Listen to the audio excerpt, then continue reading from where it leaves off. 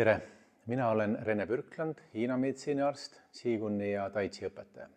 Hiina meditsiinis on palju erinevaid ravimeetodeid. Kõige tähtsamad on need, mida inimene igapäevaselt ise teha saab.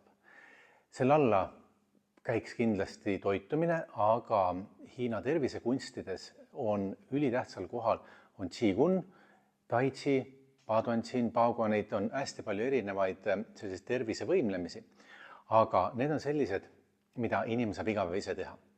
Mis on nende erinevus võrreldes saalitreeninguga, jooksmisega, rattasõiduga, aeroobikaga, millega iganes? Et erinevus on see, et meie keha, füüsiline keha vajab liikumist.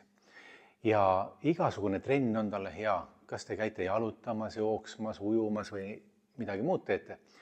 Aga Hiina meditsiini seisukohast selline treening võtab energiat. Meil on vaja energiat, et neid liigutusi teha.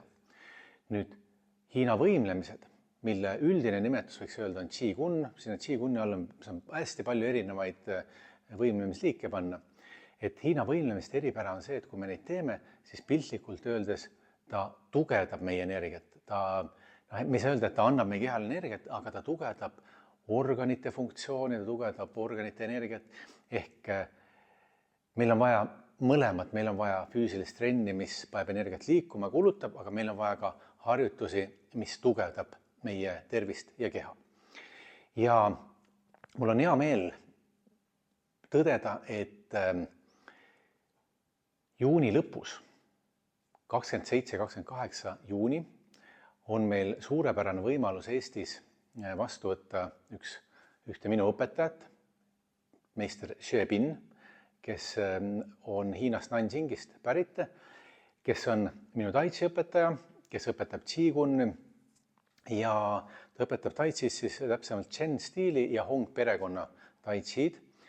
Ja mis on, Tai Chis on ka palju erinevaid, aga miks minul sümpatiseerib see stiil, on see, et selles stiilis, kui vaadata näiteks Xue Binni, siis tema taust on see, et ta on bioloogia doktorikraadiga õppejõud, ehk ta on sellise teadusliku lähenemisega, ta on seda stiili muutnud ka väga palju piltlikult öeldes teaduslikumaks.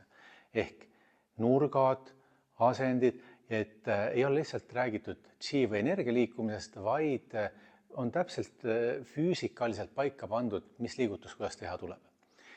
Ja meil on siis suurepärane võimalus, et ta tuleb Eestisse juuni lõpus, kes soovib osaleda koolitustel, üks päev on algajate Tai Chi, teine päev on meditsiiniline Qigun, ehk siis olete kõik teretulnud. Erinevates Tai Chi stiilides on igal pool üks sama harjutus, on nii-öelda Yun Shou, mis tähendab pilvekäed, ja on Chen Shou, mis on nii-öelda õigetpidi pilvekäed, ja Fan Shou, mis on siis tagurpidi pilvekäed. Ja ma näitan teile selle ära, et kuidas seda teha.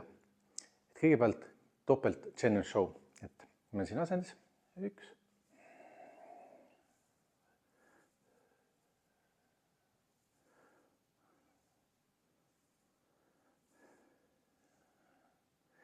Ja nüüd topelt Fan Shou ehk tagurpidi pilvekäed.